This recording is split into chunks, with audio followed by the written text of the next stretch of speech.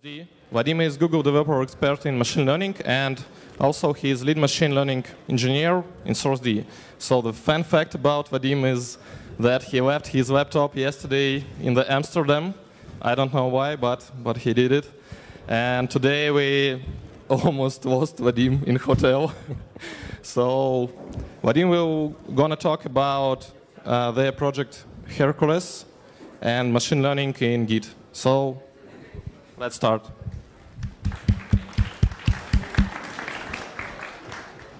Hi. Yeah, indeed, I lost my laptop because I was so busy making the slides. And as you know, I didn't Git push on time. But anyway, everything is ready. So the thing which I want to start with is you may have seen the very simple analytics which is provided by GitHub. When you want to understand something about the open source project, you want to understand the main contributors, how it is being developed.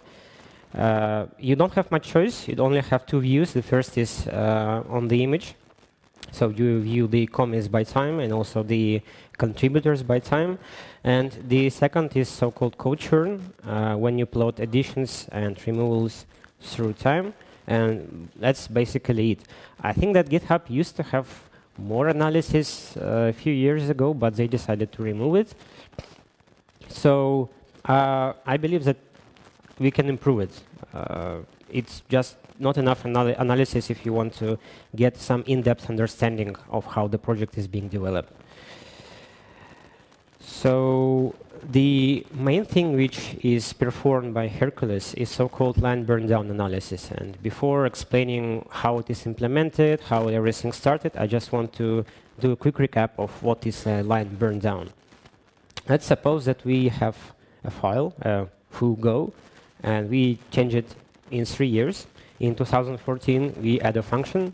In 2015, we add another function. And in 2016, we change the print message of the first function, and we also rename the second function and add some constant. So line burndown plots how many lines which appeared in 2014 are still not overwritten in 2015 and in 2016, how many lines which appeared in 2015 are still alive in 2016, they are not overwritten, and, well, just how many lines appeared in each year. And it looks like that. The x-axis is time, the y-axis is a number of lines, and the plot is stacked. If you follow the topmost border, you will see how many lines are in your project overall. But it also you have bands, and each band corresponds to a year. And for example, yellow band says that we have 3 lines in 2014. In 2015, nothing was overwritten. That's fine. But in 2016, we lost 1 line because it was overwritten by the blue line. So you plot it year by year, or month by month, or even day by day, and you get this understanding of which part of your project wasn't overwritten throughout time. If you plot it for a huge project, such as Linux or anything else, it will look like that. I guess reminds a pie or something. You will see that, well, Linux was ported to Git in 2005, and since 2005, roughly 1/2 of the code base was changed. Overwritten. Of course, we do not know how the line was changed in particular. Maybe something was renamed, or a comment was added or changed. So we don't know if the change is important, but at least we can do anything, right?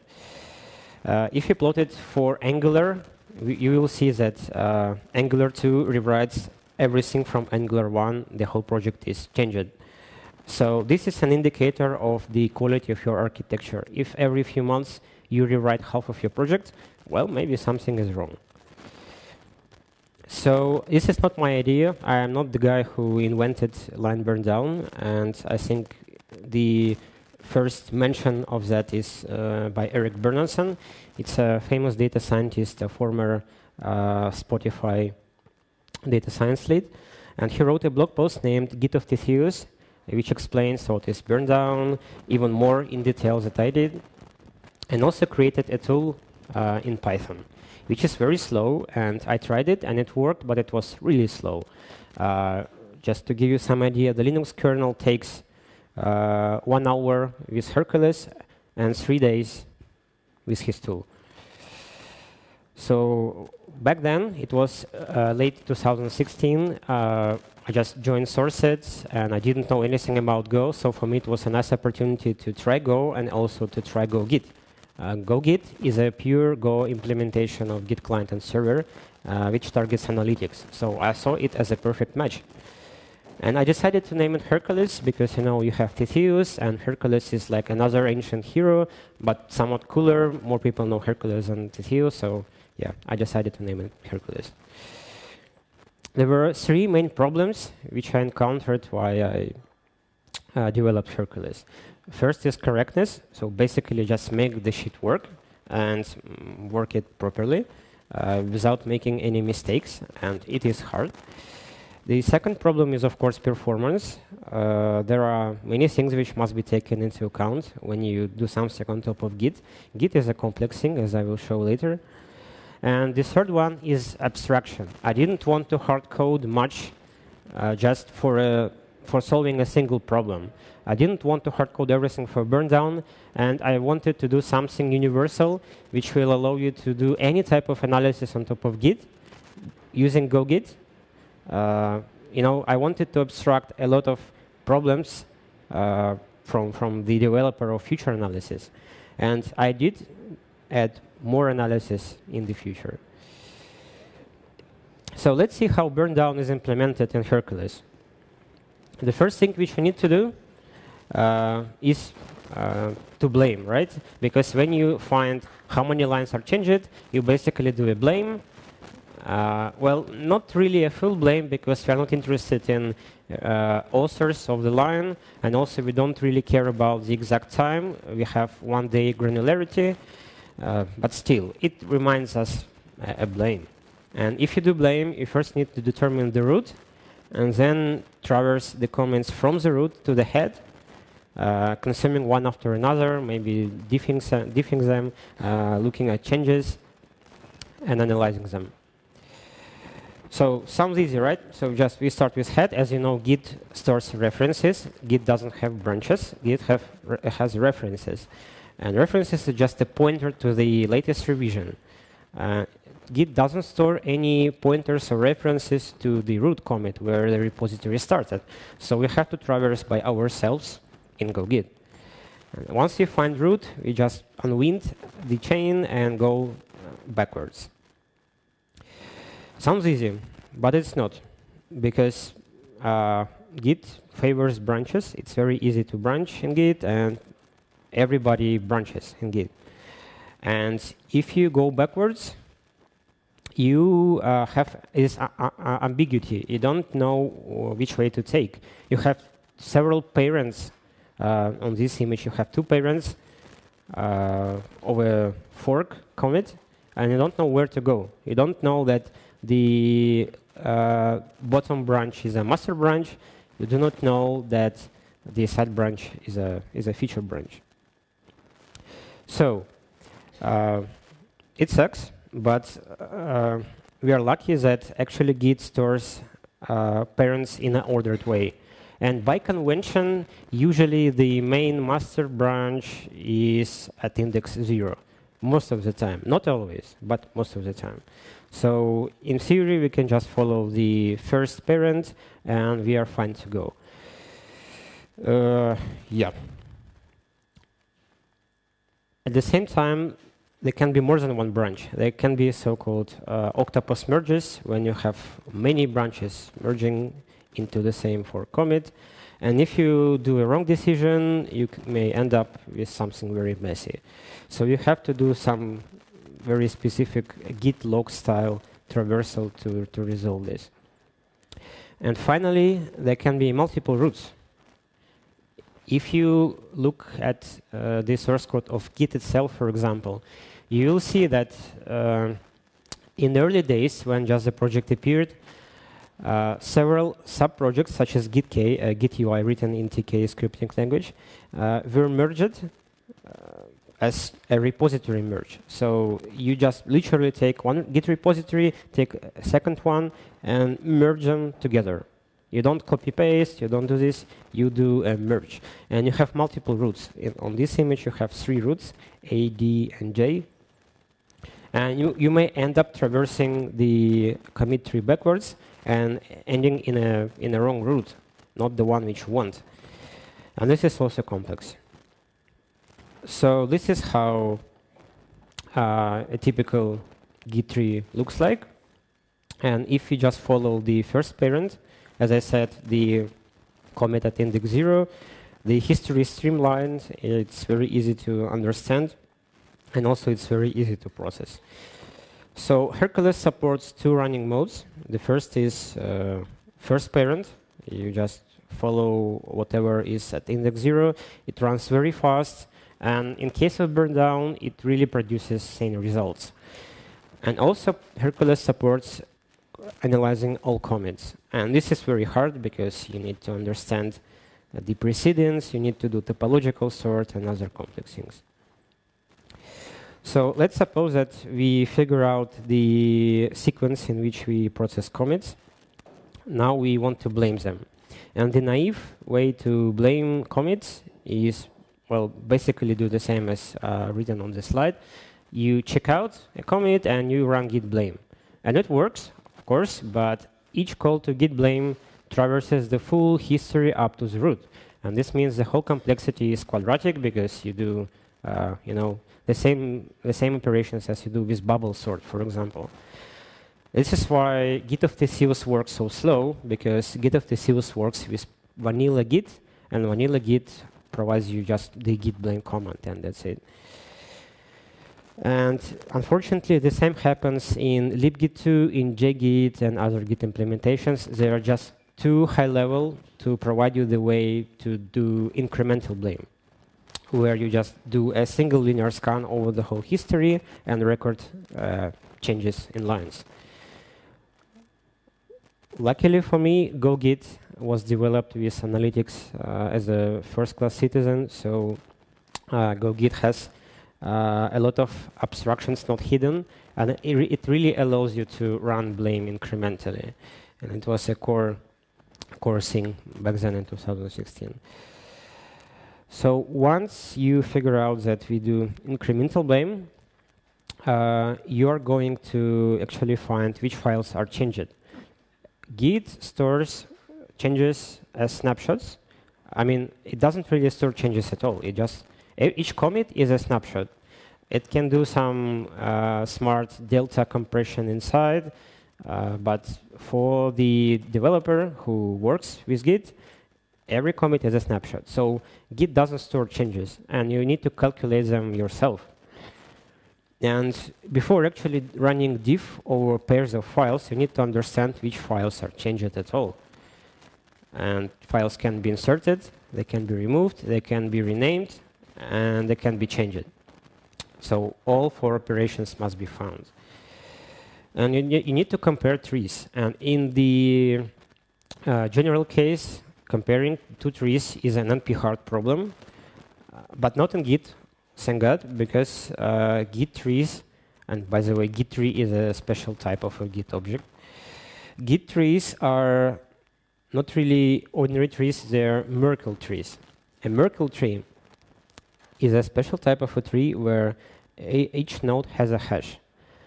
And the hash of the node is calculated on the hashes of the children of the subtree of the node. So if you change a node, all parents of this node also change the hash.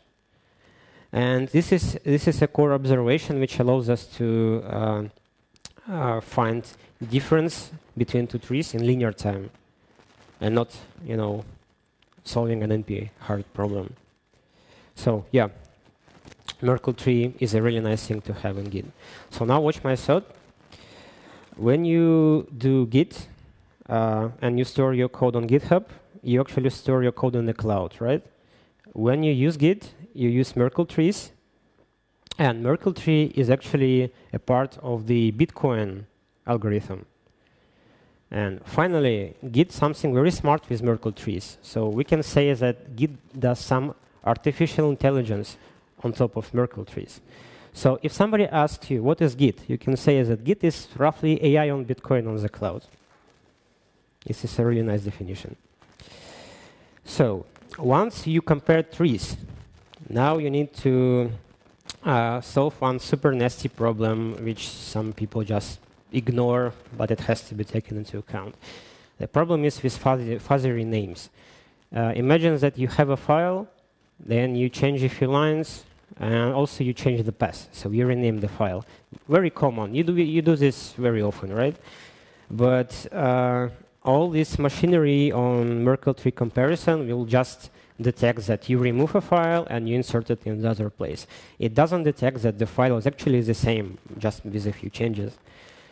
This is why many Git commands, such as git log, have a special switch -m, which sets the tolerance for finding renames. If your tolerance is 50%, this means that if Git finds a pair of files with different paths, but they share at least 50% of the same content, the files are considered a rename, and you will see everywhere in Git interface that one file is renamed to the other one. So yeah, we have to do it by hands again. We have to calculate everything, and the algorithm is not so complex. More or less the same way it is implemented in Cgit, in JGit, and in Hercules. For each inserted file, you find a window in deleted files. So you take all files which are no bigger than the threshold, and also no smaller than the threshold, by just size and bytes. Then you diff your inserted file to each deleted file in the window. And if you see that some file matches, you find your rename. If you have multiple options, it is also possible, especially with small files. You just make a greedy decision and take some file. I think Cgit takes the first one, or you can do some clever sort, whatever.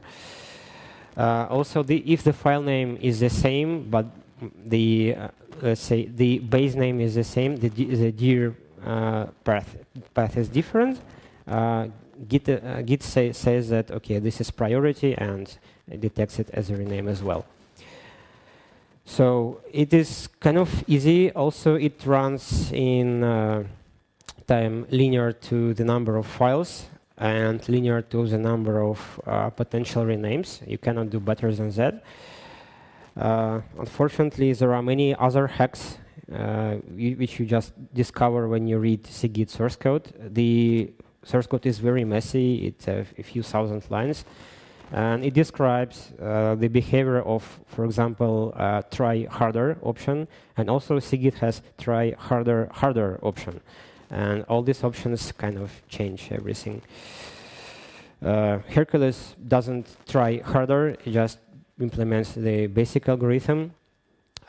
Unfortunately, it's not included into the GoGit itself, so if you want to work on this renaming problem, contributions welcome. Okay, now we pass over to Diff. We figure out what files are changed, we figure out renames, now let's diff files. And we have three well-known algorithms to do file diffs. The most well-known, most popular one is Myers, a classic one invented in 1980s by Myers. That runs linear in the file size and also linear to the number of edits. Again, you cannot do better than that. It is nice, but sometimes it produces results which are not very obvious to people. You may have noticed that sometimes when you run git diff, it shows you a curly brace on a weird place as if you added or removed it, but actually you didn't touch this function, you added another function. So it can do some stuff which are perfectly fine from theoretically algorithmic point of view, but from human point of view, not optimal. So this is why we have patience and histogram, which are not theoretically optimal. They can generate not so good diffs, but they are generally more readable by a human. So we use Myers. We already have an implementation in Git. It's called diff match patch from a Googler, if I'm not mistaken. We just take it and don't care about curly braces. Now we need to store the line intervals. Once we diff the files, we figure out which lines are changed. We need to maintain the structure of the file as a container of line intervals. So in this case, we have a file on the left and the equivalent representation of lines on the right. The first line is from 2014, and it is a single linked list. The next line is from 2016, then again 2014, then we have 2 lines in 2016, and finally 2 lines in 2015. So the advantage of this representation is it's very simple, it's very easy to change. The disadvantage is that if you want to append to the end of the file, you need to scan over the whole linked list, and it is linear time complexity. And if you do a lot of random place insertions or removals, each time your complexity is linear, so it may work not so fast. The alternative way to store line intervals is using a balanced binary tree, and you just store intervals in a sorted binary tree. The good thing about it is that any random time, random place insertion is logarithmic complexity on average. For sure, some tree rebalances can take up to linear time, but on average, it's just logarithmic time, so usually it works better. It just repeats what I just said. Another good observation about storing line intervals in a tree is many changes are just single line. You remove a line and then you add a line on the same place. If you look at any popular project, you will discover that in the diff you have this one line removal and one line addition in the same place. In this case, your complexity is just constant because you just replace a node in the tree and that's it. So that's nice. That's a nice property. So one final note about the performance is just some low-level optimization inside GoGit, which needs to be performed. You need to cache objects. You are not going to read files over and over and over again. You need to maintain a cache of blobs. You need to have an optimized implementation of git log to traverse the tree. And finally, you need to do something with memory consumption. GoGit allows you to load the whole Git repository into memory, and then Hercules will run super fast. But if you want to analyze Linux kernel, the needed amount of memory is more than 100 gigs, and not everybody has 100 gigs of memory. So the only option left is to just load the repository from disk, and then Hercules will run considerably slower. Each time you read a pack file, you load it from disk, and you do a random seek. It's not so performant. So there is always a trade-off between the speed and the amount of memory. So this is the current profile of running burndown on Hercules. You see that comparing files takes roughly 50% of the time, and comparing trees is another 45%. And the rest of the building blocks of the algorithm are negligible. If you look at the pprof, you will see that the dominating calls are working with heap. So apparently, it can be further improved by reducing the amount of work with heap. But I looked at the functions, in detail, and looks like they all come from GoGit. So it's not me who is able to optimize GoGit, unfortunately. This is all about burndown and Hercules. And I'm passing over to the second part of my presentation, just showing more analysis which is present in Hercules. The first is the ownership plot. You just plot how many lines belongs to each developer through time. On this example, it shows TensorFlow. TensorFlow is a deep learning framework from Google, written in Python and C++. So it is developed very interestingly by Google. They have internal tree and they have public tree. And from time to time, they merge open source changes back to Google. And from time to time, they merge Google changes back to the open source version. So this is not really an open development. It's kind of 50-50. Personally, I don't like it because from time to time, when they merge their private Google changes back to public, you see huge commits with hundreds and thousands of files, and you cannot understand what is changed really. You cannot analyze thousands of files. But apart from that, well, at least it works. So you see that when the TensorFlow appeared in 2016, most of the code was submitted by a single guy, and actually he just merged the private changes. And then they added a bot called TensorFlow Gardener, which merged these private changes automatically. And roughly 1/3 of the changes in TensorFlow are still performed by the bot from private developers. The second analysis, I named it Overwrites. I don't really know the canonical name, maybe it's different. The idea is to plot how many lines written by a developer were overwritten by any other developer. So let's say that this guy wrote a few lines and the other guy overwrote his lines. So consider it as a war of edits on Wikipedia. If two developers overwrite each other frequently, maybe they have to talk. But also this indicates that if a group of developers overwrite each other, maybe they work on the same part of the project, so they're in the same logical team, and they have more or less the same level of expertise in the project. So it shows some, some insight of how developers write the project. The third type of analysis, which I want to talk about, is couples. The idea is to plot files according to their occurrence in commits. You say that if a pair of files often appear in the same commits, they should be near each other in 3D space. And I know this is vague, and this is where machine learning actually starts. You build a matrix, a square matrix, all files by all files, and each cell just stores the number of commits the corresponding pair of files appeared together. Then you take this matrix and you embed it using swivel algorithm implemented in TensorFlow, and the output is a list for each file.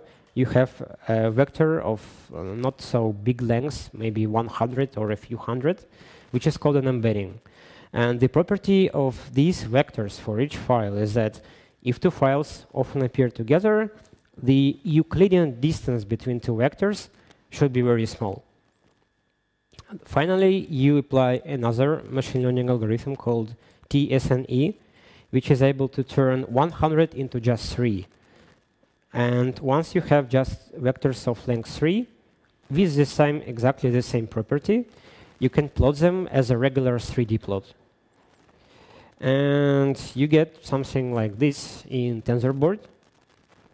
It is fully interactive. You can spin it, zoom it, do whatever you want. The link will be in the end of the presentation. So the group of files which often appear together will be grouped together in 3D and will denote, again, a temporally coupled part of your project. Supposedly, if you often change files together, they correspond to the same architectural unit. Well, not always. For example, you always change, you sometimes change files and the tests for these files. They will appear together here. But if you just ignore the tests for a minute, it will show you exactly that. You can also do this with developers. You say that if developers commit to the same file, again, they are coupled, you do the same matrix, you apply the same machinery, and you plot them in 3D. Also, you can extract classes, functions, and again say that if a class appeared in the same classes appeared in the same commit, then they are coupled. And again, you plot classes in 3D and show how classes are temporarily coupled. So again, in theory and sometimes in practice, I check that. It shows you the classes which are related to each other in some way. Yeah, that's 3 examples of analysis which are performed by Hercules. They're not the only ones, but I'm currently short of time, so I cannot present more. And since this is a GoWayFest, I want to share some experience of developing a Go application. I'm a Python developer, so I'm biased towards Python, so don't judge me very seriously. The first point which I hit with my forehead very hard is the project structure. I started with a flat project structure, and it's not that bad because if you look at, for example, Git itself, you will see that the whole project is just a huge linear structure of files, and nobody sees that this is something bad. I guess it's a few hundreds of C files there. I don't know how they manage it, but it works for them, and it worked for me. But soon I realized that it's hard to maintain, so I switched to nested. And I added subdirectories, I added sub-packages, and it worked for me. Particularly, I added an internal package. As you know, an internal package in Go doesn't allow you to import anything from inside if you are using it as a library. And I thought, whoa, that's so cool. I can restrict my users from importing anything which I don't want them to import. And I ended up with a huge file where I use git aliases to actually link all constants, all functions, all types from the internal package. You see, it's a lot of internal references. And I just link from internal constant to public constant with the same name.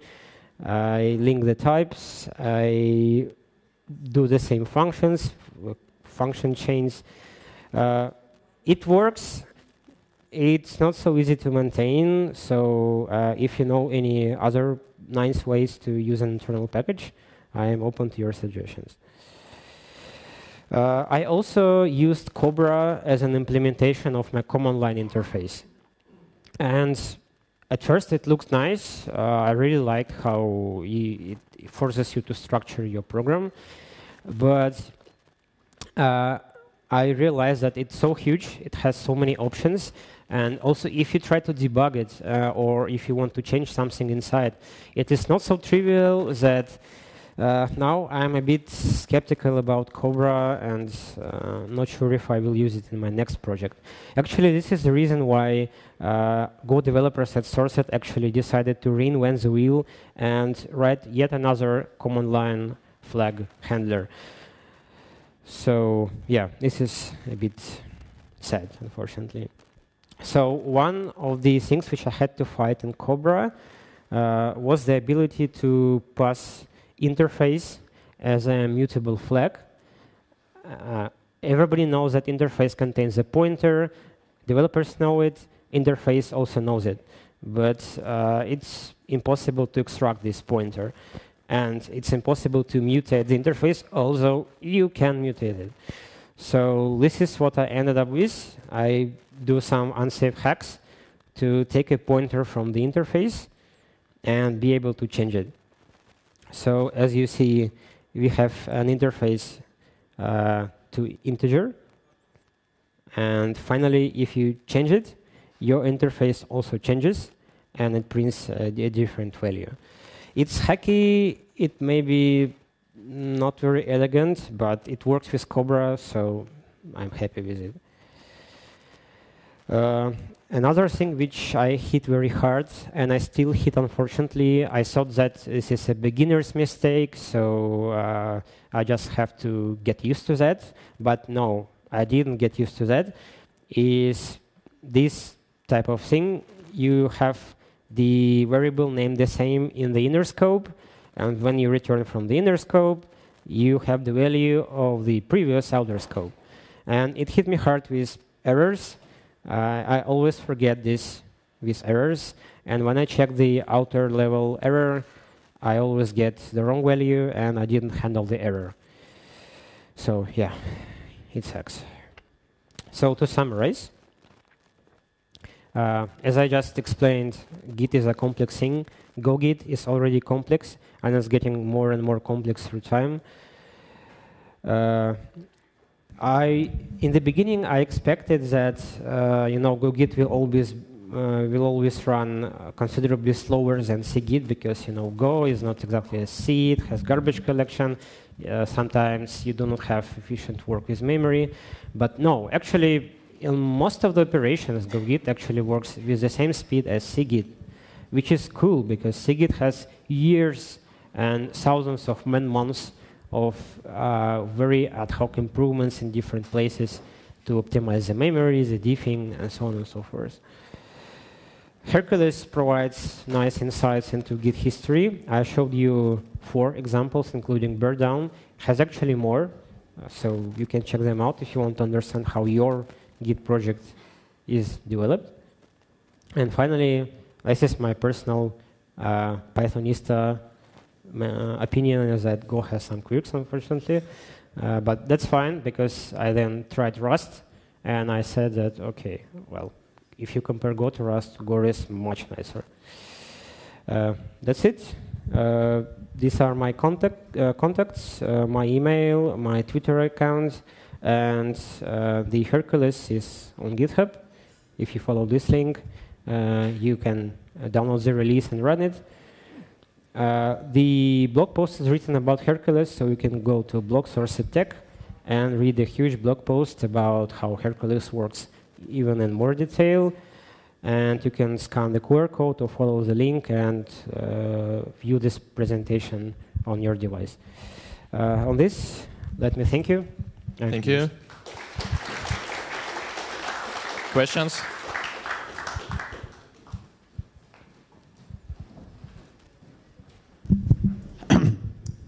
Thank you for a very great talk. The question is, I can see a lot of algorithmic stuff done in the scope of this project. And do all the algorithm implementations are handwritten comparing to, in opposite to vendor looking for some open source libraries made in Golang? So we tried to, I tried to reuse as much open source as possible. We do not diff by hand. We use diff much patch. Unfortunately, there is no suitable tree difference algorithm in open source, so we have to implement it by hand. The same with renames. It's too specific to Git. So apart from that, we try to reuse libraries. Yeah. OK, thank you. More questions?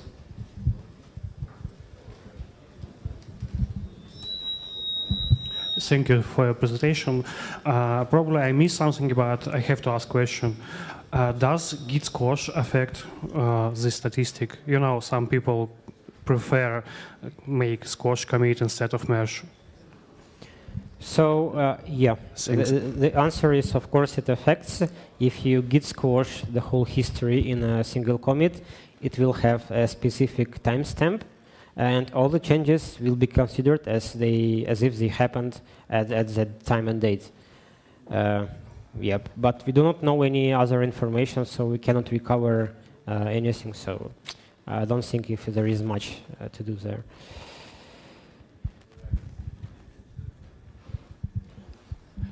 Do you have plan to analyze comments, for example, for squash commits?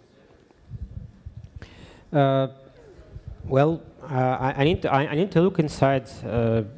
For now, I would say that most of the projects which I tried to analyze, big ones, small ones, even though they have squash commits, you do not squash every month, right? Maybe you do it more frequently. And that's fine, because you're interested in high-level picture, how the project is burned down by months or by year. So it doesn't really influence the bigger picture. Yeah, if you want to have a granular picture for a week per week basis, you will have some troubles. Yeah.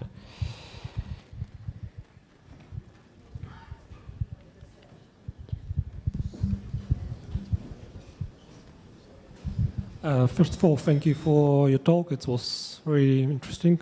And in your last slide, you share your pain about shadowing of error. Have you found any good solution for maybe some metal linter to find this kind of mistakes in code base? You mean? Yes, you mean this one? So. Personally, I'm very unhappy with this because I'm using Golang, and Golang doesn't show any warning about this. Also, I use Visual Studio Code, and Go plugin for Visual Studio Code also doesn't warn me about this. So I'm desperate. If you know anything which can help me, I will be very grateful. More questions? Okay, last one. What do you think about JetBrains heuristics about I don't know, some code quality warnings that it shows and like the quality of the tools that they provide? So do you mean that JetBrains have some way to report this type of problem? I'm not sure, but I think at least they show some kind of warnings for some common situations. Maybe I have to enable it in the list of all the warnings, but at least for me, Golang doesn't warn me. But yeah, maybe I just need to enable it. Who knows? I believe it can be detected.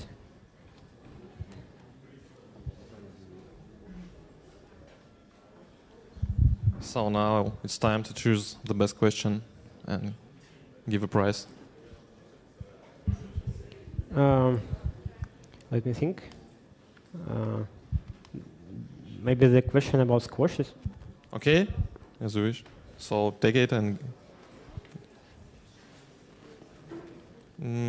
who asked about? Yeah, sure. Thank you.